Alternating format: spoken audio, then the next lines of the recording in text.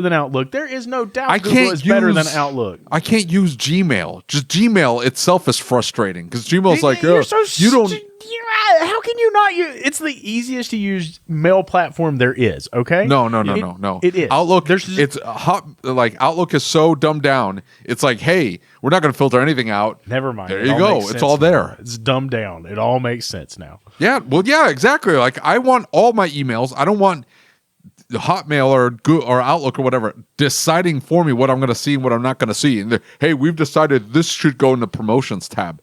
No, I want to see everything. Don't filter anything. You know, out. You can turn that off, right? Yeah, I'll agree with him on that. The filtering is annoying. Also, it's annoying that you can't put stuff in folders anymore. I don't. You can tag them, but you can't organize them.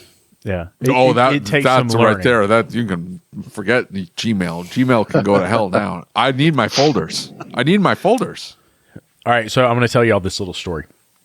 We hired a new advisor a while back. Dude's really good. Does a really good job. But we have a ton of workflow. And one of the things about our scheduling that has to happen is for our scheduling to work, right? Like auto ops is awesome. But the key behind it working is that you have to put the jobs on the schedule that you have in the shop because other people will book in if you don't.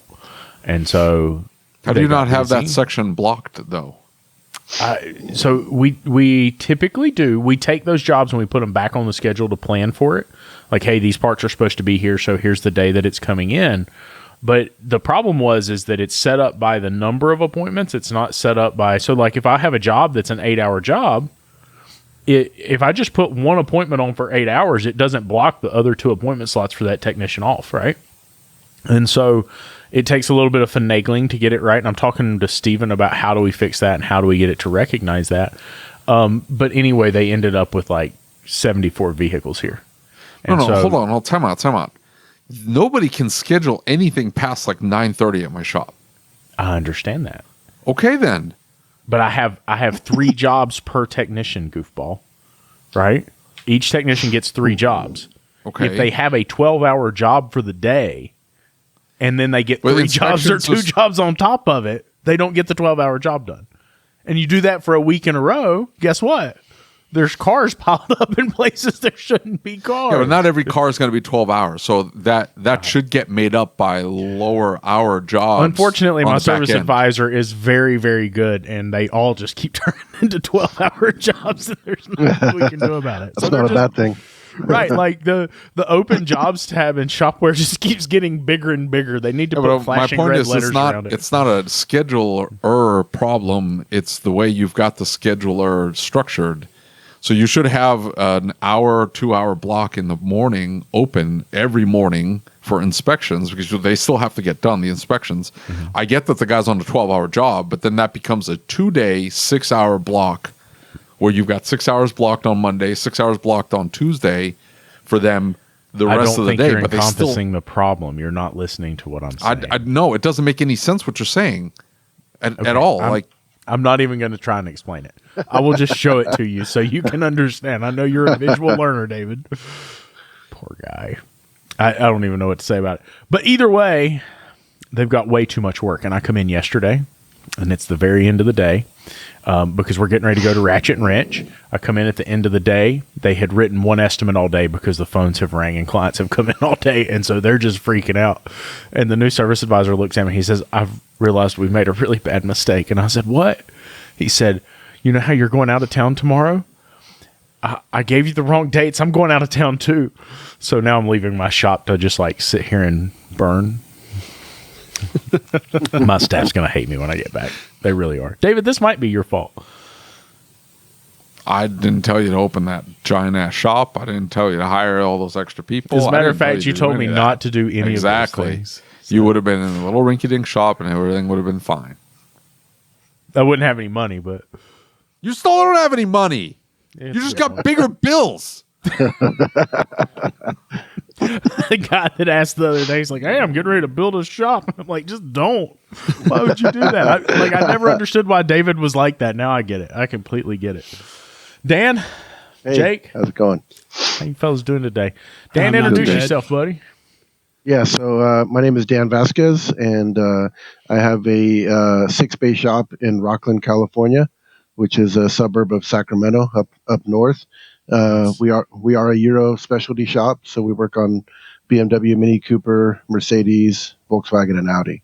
A little bit of Porsche we're starting to delve into. Mini Coopers suck. Oh yeah, You know, absolutely. Right? I just want to make sure you know that they suck. Oh, I know. Not as bad as Land Rover. Oh, no. I know. We don't touch those with a 10-foot pole. Land Rover is great. I don't know what you guys are talking about. Just gotta have the What are you tools. talking about? Bane of my existence. I know, right? Jake, introduce yourself, brother. I'm Jacob Wierengo. I have a 3-bay shop in Muskegon, Michigan. We are currently shifting to be a Euro shop. We were just kind of general service in the past 6 years, but I come from a background of Euro vehicles, so now I'm forcing my techs to work on them too. You're a sick individual. Like, why would you do that to somebody? I enjoy them. I think they're more fun. So They're not that bad. They're not, junky. David. They're more junkier. Just don't touch any plastic parts and you'll be fine. Or Yeah. Oh, wires. that's you assume. You're like, hey, I'm going to touch that plastic part. It's going to break. So, hey, or make sure you anything add with that to the coolant in invoice. them. I Yeah. was going to say, anything coolant, just stay away from it. For sure. And like guaranteed that the minute it leaves, it overheats or busts a plastic coolant pipe. There's no way around it. Like you go ahead and plan for it. You should probably just tell the client when they come in, hey, I want you to know that something is going to break on this car while it's here. I guarantee it. I have got a Mini here that is the bane of my existence. Oh, no. And Justin from LMV Bavarian has looked at it. Some of Dutch's guys came up and looked at it. Eric's looked at it. Noah's looked at it. iScan's looked at it. Nobody can figure out why this car set's not codes. And it's been apart, taking everything apart. It's getting ready to get a motor if it doesn't do anything better. You know, For with one of my with very a best Mini, clients, if it you would've can't been figure burnt. anything else, just put an FRM in it.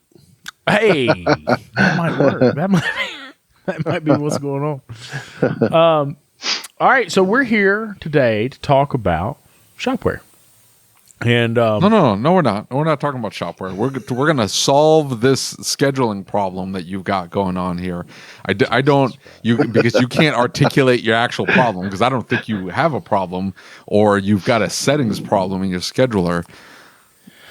okay, listen, dear. How many takes- cars? You've got 4 techs. You're taking in what, 12 About cars a 5 day? techs. 5 I've got techs. 5 techs. You're taking I'm 15 cars a day. Correct. Actually, Okay. I take in 18 because some of them are oil services, so I allow more oil services, right? Tire services and oil services I allow a few more of. Okay? And But hold on now. Hold on. Time out. Time out.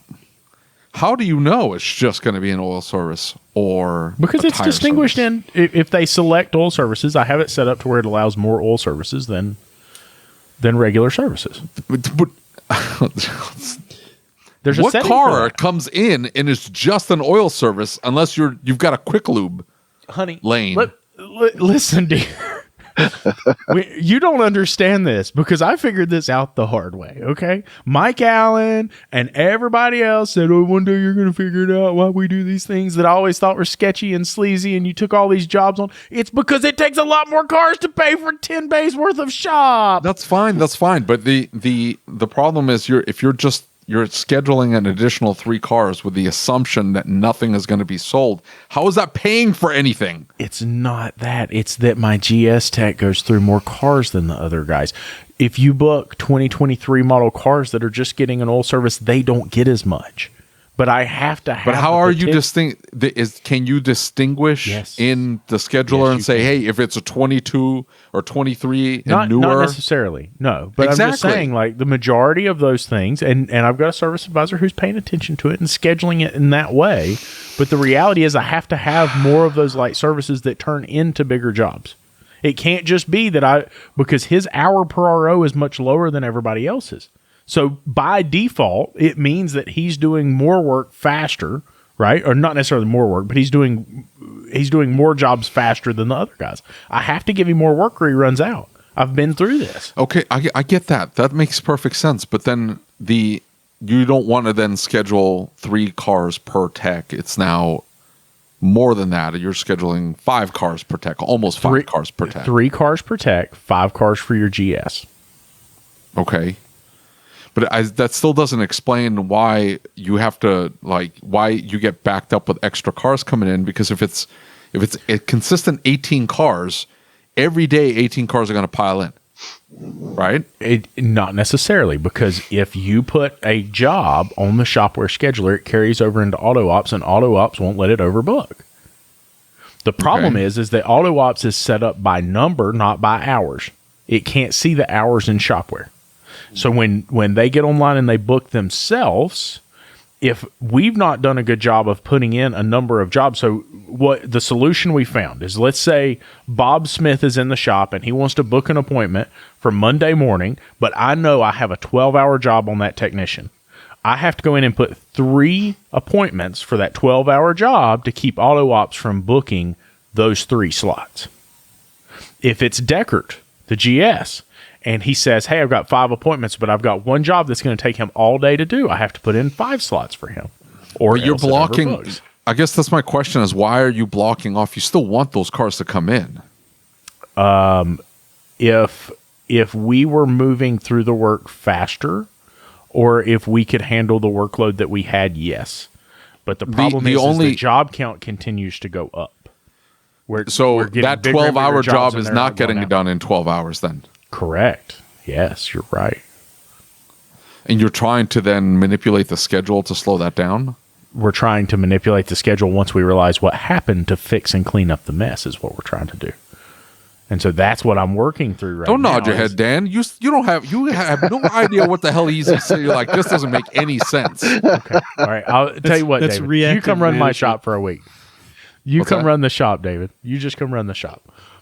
No, trust me. If my technicians fire everybody.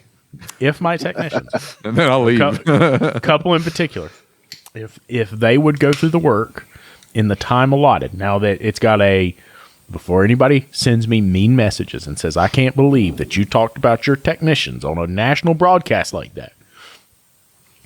There is a multiplier on the time. We are like number 3 in Ireland. Honey, listen. They're only listening to you. They can't understand my accent, okay? Poor Dan's over here with a redneck dictionary trying to figure out what I'm talking about. He's got a dialect converter on, okay? It'll be fine. My point is that I've got a 0.2 multiplier or higher on all jobs. And the workflow management within the technical side of the shop is not what it should be, right? If I am here and I'm dispatching the jobs and I'm holding everybody accountable and saying, okay, here's your start time, I need to hear back from you by this time. But the volume in the shop right now is too much for them to be able to do that, right?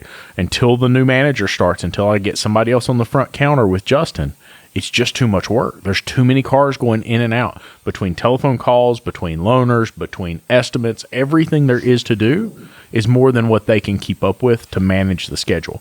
Well, when we go out of town or I have things to do without somebody to be here to do that, it causes the shop to run amok. And then you think of all the stuff going on with the family stuff and all that happened with the family business and everything else. It's just that I've not been the leader I should have been. I've not been here managing the shop is the whole point. You want to bitch some more about it? Was that the explanation you're looking for? No, my frustration is not any of that. I get all that. The problem is too much hinges on you personally coming in and doing X, Y, and Z. That's not how it should be. No it shit, should be, Sugar Bear. Well, how long does it take for you to keep banging your head up against the wall before you go, hey, I should take a step back and realize that I shouldn't be doing 99% of this work. I need to put in systems.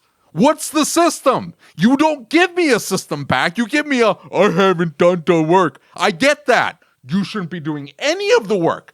It should be System A is now implemented to handle X, Y, and Z. System B is now implemented to handle this other thing here. Dumpster Fire 1 is now handled with System A. Dumpster Fire 2 is handled by System B. Sometimes it is a lack of personnel. I'm not going to say that it isn't, because you haven't had an advisor, and I get all that. But to think that the manager's going to come in and handle this. You're just saying that, hey, everything that I'm doing now is now your responsibility. You haven't fixed anything. You're going to burn the guy out. He's going to quit in a month because he can't. He's not going to give the same shit that you give. It's not going to be the same level of shit. I'm just telling you. Do you mind if I ask you a question? A very serious question. Sure. Which processes have fixed the dumpster fire at Done with Care Auto Repair? I put in 4 to 5 hours a week at the shop. I'm just saying. My sales haven't gone down. I'm just saying I get voice messages every day about the shop. I'm just curious about those dumpster fires. Look, there's a system in place. That's my point. I'm not worried about X, Y, and Z. You can get done these are basics that have to be done. The system is there. The person that I put in place has to execute. Now, if that person does not execute, I have found the wrong person. That person needs to be kicked out and somebody else needs to be brought in. Have you done that yet? Monday, dear. Monday. This won't be out by then. Trust me. This will be in the past by the time this rolls out. I don't know if you know this or not, but I hired Monique's daughter, who is in school as a air traffic controller, to help me answer the phones because we had so much phone volume.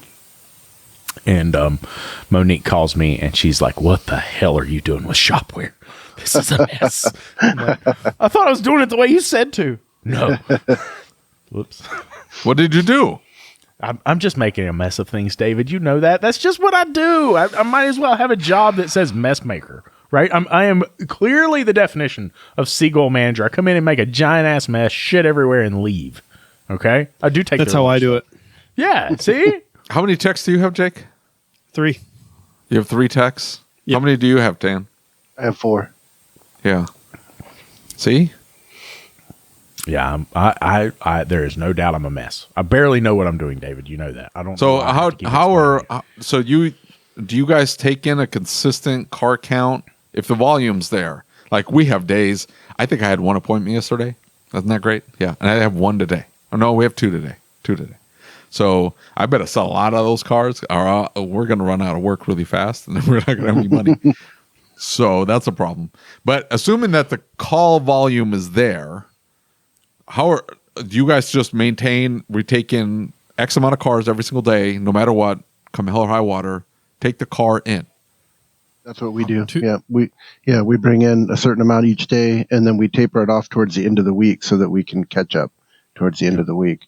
But we bring all the cars in. I'd rather have the cars there and let the customers know it's going to be a few days than not have the car there. What's the system though? I'm saying like what are you telling your staff? Because you can say that we taper off. Okay, what does that mean? Like, do you have it defined or is it by feel? No, it's defined. So every Monday we do a spreadsheet. My manager actually fills out the spreadsheet now. So I have a pre-made spreadsheet for him, and we look at all the work in process in the shop. We look at our average RO, and then we look at our weekly number that we want to hit. And so that determines how many appointments we bring in, because everything's by the numbers, right? So if we want to hit whatever 50 grand that week, and we have 11 cars at a $1,100 or $1,200 ARO, which is right around where we're at, then we know how many appointments we need to bring in to hit our numbers.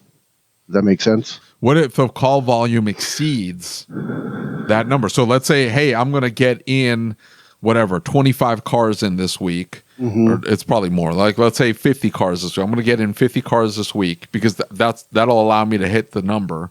Mm-hmm. Let's say it's 40. 40 cars this week. That'll allow me to hit the number because I got 10 held over. Mm-hmm. I'm going to hit 50,000 this week if I bring in 40 cars. What if the appointments demand there hits 50 or 60? What do you do then? So we will try to schedule them out. We'll try to get them in the following week. Or we'll, or we'll let them know, hey, you're more than welcome to drop off the car, but we have a backlog right now, and it may be a few days. It may even be next week before we're able to touch it. But if it's here, there's a chance we'll get on it earlier. How long have you been in business? So I've owned the business for 11 years, but we've been in business since 98. I bought the shop from the prior owner. Do you run into the fear that, hey, I'm going to if I tell the customer that's going to be 6-7 days out, not that, hey, because we just tell them to come in, but we do tell them the inspection will be in the next 24 hours, and then we'll figure out the repair schedule after that. Because sometimes you don't know. Like, this could be a quick and easy fix, or there could be something more involved, or you just don't know. So I need the car here for me to then figure that out. You tell them, hey, it's going to be a week, or my next available appointment is a week out. Do you have a lot of no-shows? So if we go 2 weeks, yes. If we go 1 week, no, we don't have a lot of no-shows. Will we have nuts. 1 or 2? Yeah, it is nuts. Yeah. And we're always busy. I mean, we're always busy. And so if I do have a no-show, it's, I'm not too brokenhearted about it because somebody else will fill that slot undoubtedly. But yeah, I've noticed if we go a week and a half, 2 weeks, then we start to get a lot of no-shows. So I can't let that happen. Cap? What are you capping your max appointments at a day? You say you got 4 technicians? Yeah, I got 4 technicians. We book 10 a day. That's our cap. Yeah. Got it. So how do you handle it, Jake? 2 per tech per day. And then that gives us enough flex space that if somebody calls and says, hey, my brakes are grinding, I can still fit an extra car in for each tech if need be. But generally that's about what we can handle right now. I got a lot of improvements to make. Our ARO isn't where it should be. And so we're what is it? What is it at, and where do you want it at? Yeah, so I'd like it to be 1,200, like a Euro shop should be, right? Oh, because you would switch in the Euro. Right. Right now I'm just shy of 800. Oh, that's a good number. Yeah, I wouldn't. It's okay. I wouldn't. I mean, I get the whole Euro thing. You're a dick, Jake. I don't like you. What's your labor rate, Jake, if you don't mind me asking? So we don't have a labor rate, just like Becky Witt. We base our prices on accounting principles. If you want a door rate, we start at $158. Okay. Yeah. Oh, that's a good, healthy number. You're not in a state that requires that you have to have a number posted or whatever? I'm not a big fan of the government, so I don't follow the rules. I would move out. No. You always follow the rules, especially on a recording. Jake follows the rules, folks. Jake always follows the rules. It's probably posted somewhere. Some flexibility sometimes in there you that. go. Yeah, do you use the labor matrix then? So when you say, are you just following a labor matrix? Yeah, we're following a labor matrix. I do adjust down for like maintenance items and stuff too. So we do a lot of our maintenance at 1 or 120, depending on if it's domestic or European, just because replacing a headlight bulb at $158 an hour gets pretty cost prohibitive. Do you have it set up in Shop-Ware then to tier up? Yep. And Dan, are you doing the same thing? No, we do it by the seat of our pants, so to speak. Yeah. So we do 1.2, kind of like you were saying. We bump book time by 1.2. But as far as the labor rate, our labor rate's fixed. There are the only thing that our labor rate goes lower for is just like basic oil changes, which there isn't too many of on Euro cars. Everything's a service, right? And so so our is that labor a California thing? Like you can't matrix the labor rate? No, I mean you can. There's nothing against doing it in California, but the way that we base our pricing, we do cost-based pricing, right? And so I just have a certain GP that I want to hit between parts and labor, and we base all of our pricing off of what it costs us to do the job, and we make sure that we hit our GP number. So, but are you excluding tires and oil changes, or how are you factoring that in? So we don't do tires. So we do oil services, and basically we just build it into our can jobs, right? For the oil changes in Shop-Ware. So like BMW has condition-based servicing, so that's really the only car that we have that doesn't have a service attached to it. Like Audi, Mercedes, the other Euro lines, it's every 10,000 miles there's a service. And so it's not really an oil change. Jobs and just drop them on the ticket and go. Exactly, yeah. Tickets they're at 30 seconds. They're at your target GP Like 60, 65% Well, GP? no, I wouldn't say that. If I look closely at the oil changes, they're not going to be at 60 because we're running about 63% GP overall, and that's what we're looking at. And so Shop-Ware obviously is really great as far as displaying what that is on each job. And as you're building the job, you can see it right there. So we're just looking at the overall target of that each day, each week, each month, etc. So it's very much like, hey, you have to have consistent sales off of an oil change for you to then tweak the numbers, because otherwise if you get hit with 15, 20, 25 just oil changes in a row, it's honestly, it's very rare that we do just an oil change. People will ask for an oil change. We'll explain to them what the car requires and give them the option. Some people will still say, hey, I just want an oil change and nothing else, and that's fine. We'll do that, but it's pretty rare when we explain to them, what the manufacturer recommends and what the manufacturer recommended maintenance schedule is. We go through that, and then of course we do inspections on every single vehicle. And so, which is why we have an ARO of 1,200, because we're looking at the cars and selling work honestly and ethically, of course. Yeah. For sure. 1,200 because you're working on Euro trash. That's what the that too. Yeah, everything's exactly. got a coolant leak. Everything's leaking oil. Everything ever, every single day.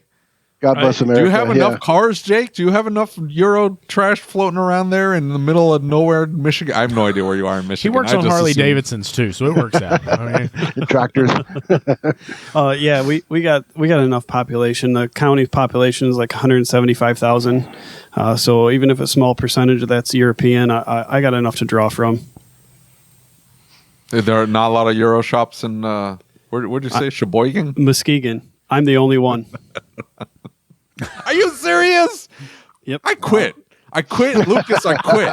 This is just, I hate it. I hate it so much. This is the fourth time you've quit this week, bro. This is the problem. At no point in it's 2011, nobody went, hey, there's like 85 shops where you're trying to open a shop. You should probably not do it there. You should go somewhere else where there's no shops and open a shop there. Then you can just make every mistake in the world. It won't matter. You don't have to fight, claw, and beat people into the door. You don't have to do that because they'll just show up. You just open the doors and then people just pile in. I'm the only Euro shop. Hey, David, I'm going to tell you something that my dad told me. And I was talking to him a while back right after my mom died. And I said, like, hey, why didn't you ever tell me not to do this and I should have done that? And he said, son, because you wouldn't have listened. That's why none of us told you that, David, because you know everything already. There's nothing to say. I did have one guy tell me, he's like, I wouldn't start a business right now. The economy is terrible. That's what he told me. And I had heard that a few times. And I'm like, the economy? Like, what the fuck does that even mean, the economy? Like, get out of here. People still need to buy shit. Like, I'm trying to sell something people are trying to buy. What he should have told me is go open a mac and cheese truck because people always want mac and cheese.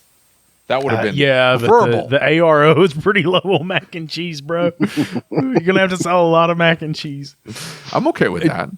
Dan, I've got a question for you. So, Sure. I'll tell you guys how I dispatch, and I'm antiquated, and Monique's going to kill me for even talking about this. But so like I'm a physical person. Like I need to be able to see it, and like sometimes taking a pen to it and writing it down and making notes is like how I internalize it and keep up with it. And so every day when I get here, what I do is I open a spreadsheet. I download my open jobs in a CSV. I format it to where I can see everything, and then I just go down and I start filtering and sorting within that Excel spreadsheet. And so I go down and I'll note, okay, this is for this technician, this is for that technician. And then I'll sort and filter them, create spaces, and I go over and I put the same thing of what's the status on this job, right? Mm-hmm. And then I'll open one more column and I'll say, hey, here's when parts are supposed to be here. Here's when this is scheduled, priority, that kind of thing is in additional columns. And so I have that sheet. And I go out and I talk to the team every single morning. We talk about here's the work that's here. Here's the work that we're expecting to do. Here's the potential roadblocks that we may run into. Here's what you do if this doesn't work. And I like having that sheet of paper. From there, we come back into the office, and then the service advisors go and they organize the keys. And so we have a keyboard, and this is check-ins, and this is waiter check-ins if we have waiters. And then each one of the boards is organized that, hey, this is going to this technician, this is going to this technician. And then as the cars come in, I sit in my office and I use the expediter. I don't even go to open jobs throughout the day. I don't even go to my workflow. I just stay in workflow of open jobs and just start moving cars, right? Okay. And if I see somebody start getting behind, and what I like about it is I can see up top, okay, they've got all the hours they can handle. There's no way they're going to get more than this done. I need to start thinking about putting this on somebody else, right? And so then I can move and groove, and they hate it. I'm not going to lie. They absolutely hate it because I'm pulling jobs and saying, hey, he's not going to get that done. It's got to go to somebody else. Mm-hmm. But it keeps me moving, and it keeps me apprised of the workflow. How are you doing it? Because it sounds like you're running the similar number of cars as we are. Yeah. Similar number of techs. Yeah. Yeah, we do about 40 cars a week on average. And so we do use the workflow screen. And so I have 2 advisors, and one of my advisors is kind of a working manager. And so my shop is basically operational to where I'm not here very often, but I'm here every week, but maybe 2 to 3 days for like half a day. And so my manager dispatches the work. We do work off of the workflow view. He does get together with I have a shop foreman in the back who kind of assists with like the skill level of the technicians and, who can do what diagnostic wise, et cetera. And so my manager and my foreman get together in the morning. They do print out the appointments for the morning. And this is something fairly new because we didn't always do it this way. And they kind of go over, the foreman will give his input as far as, what he thinks should go where. But ultimately, my manager is in charge. There's only one person that gets to dispatch jobs at my shop, and that's my manager. Because once you get two hands in the mix, it can get really ugly. Into a mess. Yeah. And so yes, very similar. We look at the available hours for the technicians. You can look at the green dots in Shop-Ware, obviously, which is really nice. And you can see that so-and-so, has 40 hours to do today. Yeah. It's not going to happen. And then we're very dynamic. And you're right. It does frustrate people sometimes when you put a job in their box and then you pull it, right? But it's what you have to do sometimes. So we don't typically fill everybody's boxes up with 5 work orders. We're typically just dispatching a couple, unless they've already got work in process. So, looking right now, I can see one of my techs has 8 cars in his queue, but that's stuff that's been going on for a few days. Those are larger jobs. So yeah, it sounds like we're doing it really, really similar. What about you, Jake? How are you doing your dispatch? Yeah, very similar. So my service advisor is fairly new, so I'm trying to train him to do dispatch effectively, which means that I do have 2 hands in the pot right now, because I rearrange things frequently.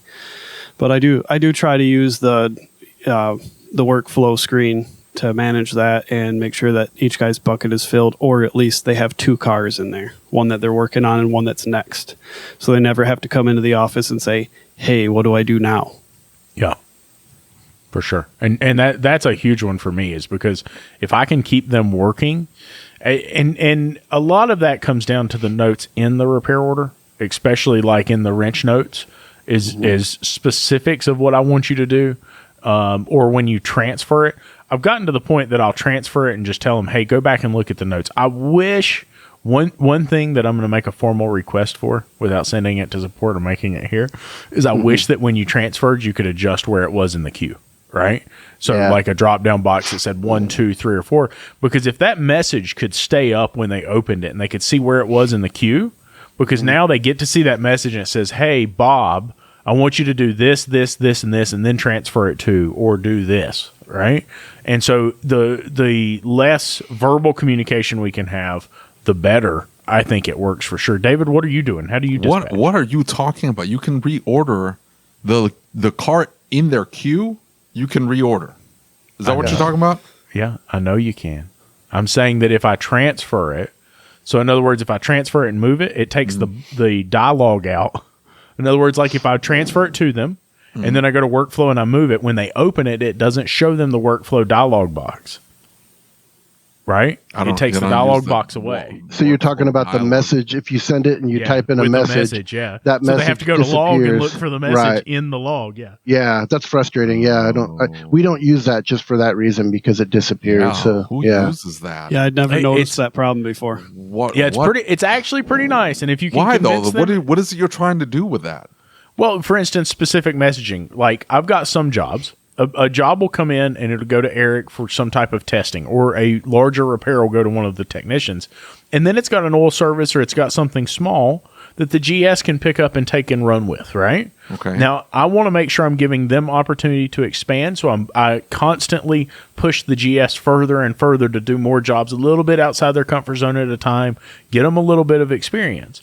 And so I'll make notes on the repair order when I send it to that technician that says, hey, do A, B, and C, then please transfer to. And we have a conversation about that in the morning. We put it on our sheet so everybody can see it. Okay, it's just a reminder. Can you've got to stop doing that though?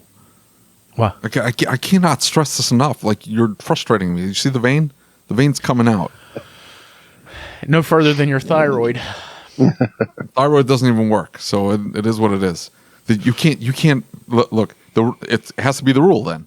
Hey, all oil changes need to go to the GS. Okay, it is. So on the ticket, you change the technician on the ticket to the GS or whatever. And the rule is, hey, when you're done with the job, do not do the flipping oil change. Give it to the GS. Pull the car out, transfer it over, let the GS handle it. That just becomes the rule. There's no need for the note. You have the rule. We've had some conversations. Do your technicians listen to you? There's I don't. What I'm does that just even asking. mean? Do they, when you ask them to do something, do they actually listen? No. That's the problem. Is if I just come by and I go, hey, do this, and I walk away, they're not going to remember. If the rule is, hey, this is the rule. Everybody understand the rule? Yes. Okay. Any questions? No. Okay. This is what we're doing now, and then that's it. That's it. There's no more discussion. You know what? I'll tell you. I'll give you a perfect example of this. We have little hooks by the lifts. Okay, Mm-hmm. That's where the keys go. Their next car, hook on the lift. That's where you hang the keys. Okay, I meddled. That day, I decided I'm going to do some work at the shop, and I came in, grabbed a key, and I checked the car in. I check cars in when they're there, and it's busy or whatever. I come in the mornings, and I try to check as many cars as I can in there because it gets my steps. See the tracker? I got to get my steps in. So I go and start checking in cars. So I'm checking the cars in, and the next car up, empty bay. I go walk over to the tech, and I try to hand him the keys, and he looks at me, and he's like, "What are you doing?" And I go, "Keys. This car's up next." He's like, "There's a spot for keys," and he said it's super mean and snide, but yeah. Anyway, so but he was 100% right. He called me out. He's like, hey, that's not the rule. The rule is put it on the flipping hook, because otherwise creates chaos, right? They put it in their pocket, where those keys go, or they put it down. Then we lose the keys. Everybody's running around. Hey, why? Because we didn't follow the flipping rule. The rule is the keys to the next car goes on the hook. Now, that's not a, hey, do you guys listen to you? No, that's the rule. It's a pride moment for me when one of my techs corrects my behavior, because I am super good at, right? I'm super good at not following my own rules. He didn't mean. So, I don't. He could have been nicer about it. When one of my guys comes and they're like, "That's not how we do that," I go, "Okay, you're right. I'll go back to absolutely. I'm not even going to justify David's rant with an answer. I don't think it deserves one.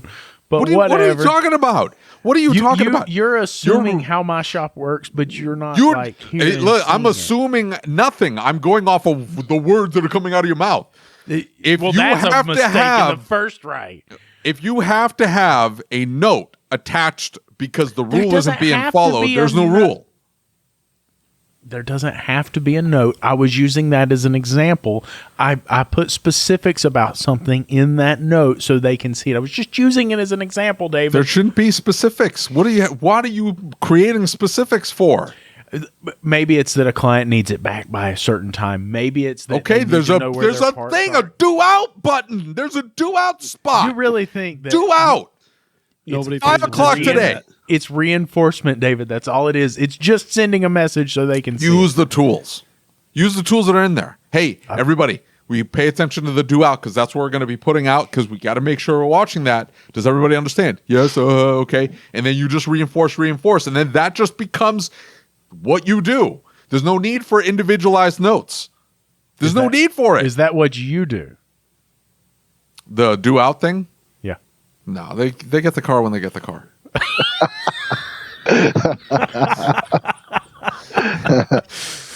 I will say I use the message pane a lot, mostly when I'm sending jobs to the service advisor, more so than the techs. Yeah. But why? Well, for what? To set expectations. With the advisor? Yeah, like anything special that I need him to pay attention to. Like for instance, we had one earlier today that the truck has running boards, and the running board is detached and it's clunking, and so I wanted him to have a conversation with the customer before I went and tried to find a replacement running board and everything. See if that's what they want to do. Yeah, see if the customer wants us to take it off to stop the noise, or if he wants us to find a replacement instead of using a bunch of time to find a replacement, quote it, and then just have them say take it off anyway. So I could see that. What doesn't some what's his nuts use Slack? Tom Ham. He's a big Slack guy. I've tried Slack twice. I think Seth does too. I can't use it. I can't ever get it. Like I can't ever. I use Slack. Around it. Do you? I use Slack. Yeah, it works wonderful in my shop for us. We have a group chat on our phones that we use for everything that Slack did. Yeah. Now there's a lot of automation now that you can get Zapier connected to Shop-Ware, and then that connects to Slack. There's a lot of cool stuff you can do with that, but I just never took the time to try and figure it out. What is that? How you're connected to it? Does it connect, or is it external? So mine is not connected. Mine's external, and I just have different chat rooms basically set up for the different topics that we would talk about, in addition to just like direct messaging. So for example, and I'm sure I probably do it differently than everybody else, but I came from the dealership atmosphere where when you were the technician, you put in a request for parts with a list of the parts that were needed. I haven't found a good way within Shop-Ware to do that. So I set up a channel for every technician for their parts requests, and they type in the work order number and the parts that they want. In some cases, they'll include part numbers. They're not obligated to look them up. But if you get a weird hose on an Audi that goes from Timbuktu to Timbuktu, it can be hard for the advisor to find, right? And then in that, so those particular channels are between the technician, both the service advisors, and myself, so that I can monitor it. And Slack is a really good way for me to monitor things if I'm not at the shop, right? So if Why I not see just put that kind of stuff on the notes section, though? Because all that goes to it gets printed on the work order if you don't delete it, right? And so the customer, but not if you use wrench notes, because that's where we put that for us. The only complaint I have about I don't wrench understand notes is what it who can't cares? expand it, right? It's hard to copy and paste out of. That I get, but you put on there like, hey, make sure that you get this hose here, part number XYZ. You're like, okay, it's on the ticket. That's it. You can delete it after the fact if you want to, or turn it into a draft or something. You can, but again, obviously we all do things different. It's a workflow that works for me. In my shop, we do use the wrench for small notes. So the notes, Lucas, that you would send as you're transferring the job over in the expediter, we put those type of notes under the wrench. And to me, the wrench is kind of like a small box that you can't really expand and read easily, right? In my opinion. And that's why we don't use it for more. That's why we don't use it for parts requests. For sure. I could see that, because copy and paste is a real pain in the butt with it, right? Like that is a feature that I think could use a little bit of work and could be improved. And you're right. That's probably a better place than the transfer to put those notes. I agree with you on that. And it sounds like you've kind of got yours nailed down, because if you're working on the same cars, right, over and over again, you've got past jobs and canned jobs. We do. And so like that's the big thing that I've been on to my advisors about. They're like, it takes me an hour to build an estimate. Why are you so fast? You can build one in 5 or 6 seconds. And I'm like, when they first start, it takes forever for me to say to them, go to past services. The jobs are already in there. It's already done. Yep. Well, I didn't see it. Well, click off some of the variables and look. And then you just go back and you reread the job and you confirm and make sure the parts are the same. Check with the technician, make sure the job's the same. But you can build a massive estimate, right? Like timing jobs. Dude, the 5-4 timing jobs and phasers, boop, I'm done. Yeah. Right? Who cares? It doesn't take any time at all to do it. And that's one of the things that I've been working on them with is don't try and rebuild every single estimate that's already there. How much of that are you using, Dan? Is that primarily what you use to build your estimates? we use a ton of that. We do some from scratch, but yeah, because we're working on the same cars, like an Audi, 3.6 or whatever, if you pull the intake off, every plastic hose is going to break. Yeah, right. for sure. And so we've got a can job that has all those hoses in the can job ready to go. And that's one thing that Shop-Ware does brilliantly. They really do. That's probably one of the best things. I mean, you can make a can job in 1 second. You build the job and can it, Yeah, and for sure. And it's done. Yeah, and then past services, being able, like as you mentioned, being able to pull those up, it's awesome, and it does. It saves a lot on the estimating time. And you're always going to have one-offs that you have to just build from scratch, and the parts change. As far as like what vendor you're using or what brand of part you're going to use, but at least to get that quick estimate, you can, like you said, you can do an estimate in 30 seconds. You can adjust the parts later if need be. Absolutely. And like, so what we do, especially on our Euro stuff, is I have found, and a lot of it is because of our geographical location. It's really hard for us to get a lot of the Euro parts. It's usually 4 days. And so by then I can have it from FCP Euro. And my price is lower from FCP, and I can go on there and I can go kit and I have it. And I just add the kit to the ticket, and I'm like, boom, it's done. Yeah, and so awesome. I just go back and get the kit price, and I tell them, like, hey, go search FCP, make sure your price hasn't changed. And the price is usually cheaper than what I can get it for at the dealer. And I have it faster than what I get it from the dealer for. And so those past jobs especially, right? Like, my biggest, one of my biggest frustrations about where I'm at right now is, this is a new advisor, and he's training as we go, and it was kind of a rush thing to get him in and get him moving. And so I've been very adamant about, hey, when you're building your initial estimates, right? Somebody books an oil change. That estimate has to be built before they come in. Don't wait for them to come in. Get it built, get it sent to them. That way you can expedite the service first thing in the morning. And they're like, yeah, but I don't have this or I don't have that. If you know that it's a 5.4 Ford and they're coming in for an oil service, just go to past services and find one. Click it, add it, clean it up, and go. And it makes, especially that aspect of our life, much faster on the initial estimate. It makes it much easier to build it. And you've got a whole lot higher likelihood of getting it right, because in the past, we've already cleaned up that mess before the ticket left. The problem's fixed. So if it's a past service, it means that any issues with that ticket had been fixed. It's not the wrong filter. It's not the wrong quantity. It's not the wrong oil. We fixed it. So that's a big one for me. Jake, what about you? Are you using past services at all? I'm terrible at using it. No. I have a bunch of canned jobs, but they're all universal canned jobs. I think I have 2, maybe 3 vehicle-specific services. But it's definitely a very useful tool that I should be using more. Yeah, for sure. Dude, I'm telling you, it makes life so much faster.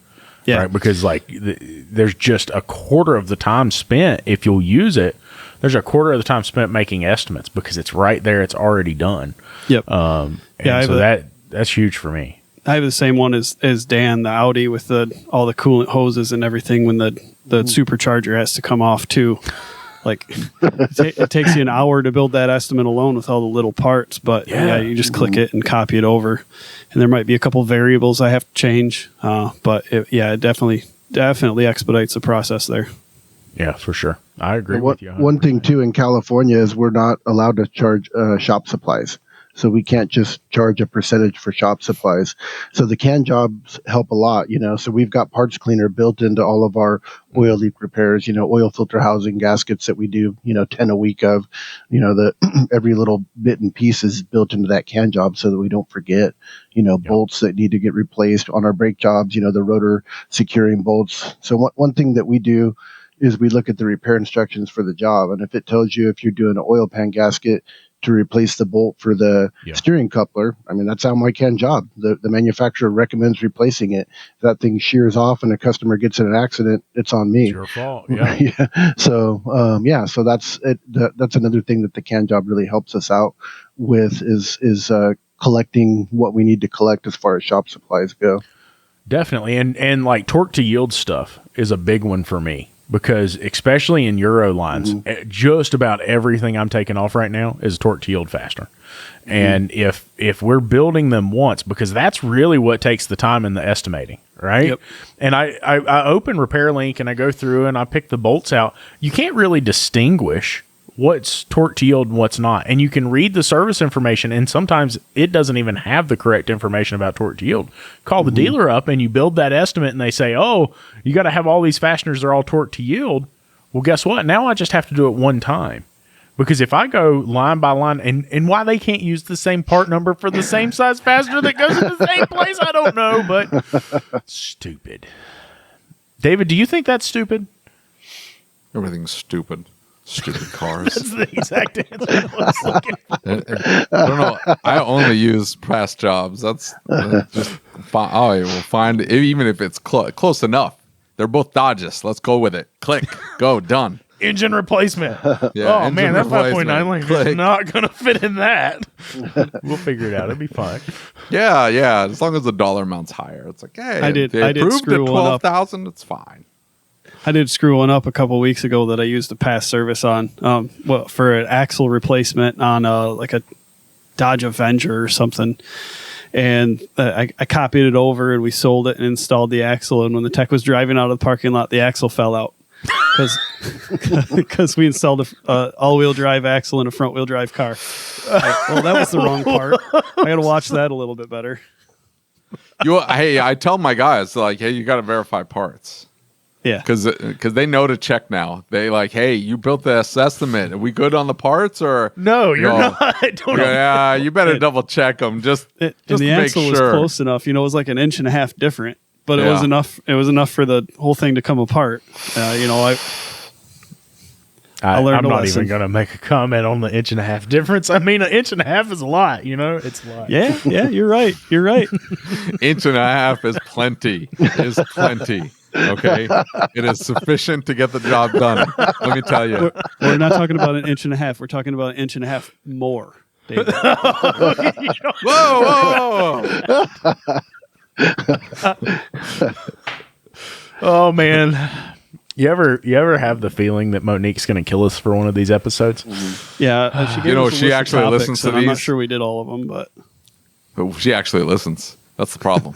Yeah, I know. Like everybody's like, yeah, it's great. It's like, you weren't listening. She listens. It's not good.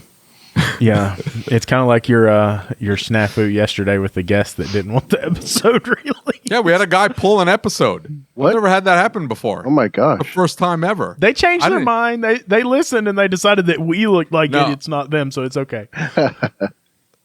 Did he say that? Yeah, Did he? he didn't No, say we didn't. looked like idiots, but he No, but implied did it, he- and he was right. Did he green light it? He was Yeah. okay with it? Really? I sent you the message. Did you? Yes, I did. I got you unblocked. I didn't even I don't blame you at all. I too have you as blocked. I had to, somebody got upset because they remembered the episode differently than how it happened. So I'm like 4 or 5 weeks in advance, like putting stuff out. So the last time I listened to that episode was like a couple weeks after we recorded it, and that was like a month ago. So I don't remember what the hell I said. So I went back and listened to it, and the whole thing was just me and Lucas just clowning around. The entire episode was me and Lucas clowning around. Just being idiots. Flinging stupid insults at each other. That's the entire episode. It was moments after he had doused himself in Mountain Dew, right? Like it No. was, That was a different episode. I know, but I'm saying no. It was right was after later that day. We Yeah, it recorded was that later. right after you dumped Mountain Dew on yourself. It was late. Yeah, later that day. So it was just back and forth clowning on each other. And the guy like got all riled up. He was all upset that he was like, I just don't like the way things went down. I just don't think, you guys help present my business in a proper way and blah, blah, blah. Like, what are you talking about? The guy barely talked. He said like 7 things for an hour. And again, it was just me and Lucas clowning around. And then it was so benign. And it was a good episode. I laughed the whole time. I'm listening to the stupid stuff that we said, and I'm chuckling the entire time. And I messaged Lucas, and I'm like, I don't know what the hell he's getting upset about. Send it to him. See what the hell he says. I guess he's fine with it. Whatever. People. Yeah, Jake.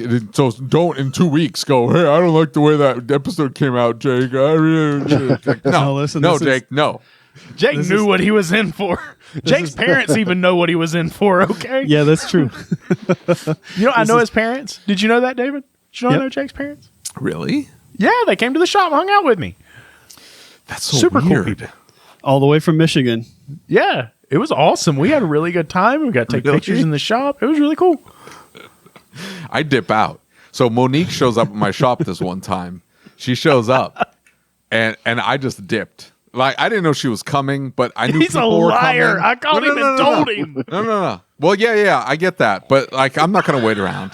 I'm not gonna wait around. Like, hey, it's time for me to go. I leave. I'm done. I really don't want to talk to anybody.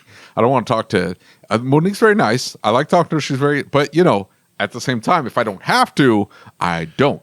So it was getting later in the day, and I'm like, I'm out. I gotta go.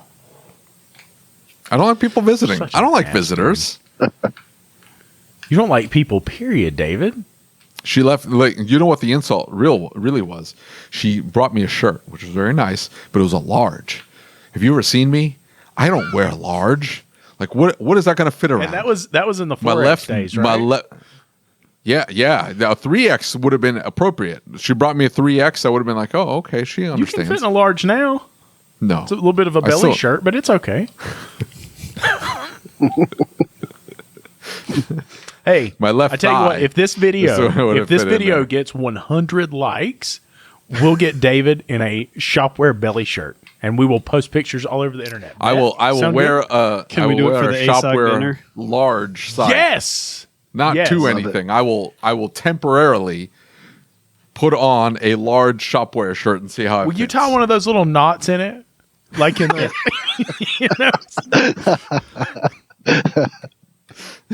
You think I won't? I will. I don't know that we David. should I do don't that at care. the ASOG dinner. Some people wouldn't eat because of that. ASOG dinner. I got your ASOG dinner. How often do we hit 100 likes on our videos? That's Not a real very question. often. Not very Don't often. say that. You don't look at the metrics. We I can know make I it don't, happen. but I'm sure we don't. But We hit 100 likes on reels or shorts very easily. I also really appreciate Aaron Stokes helping us make sure the Mountain Dew video got released. That was really sweet of him. Really appreciate his help with that.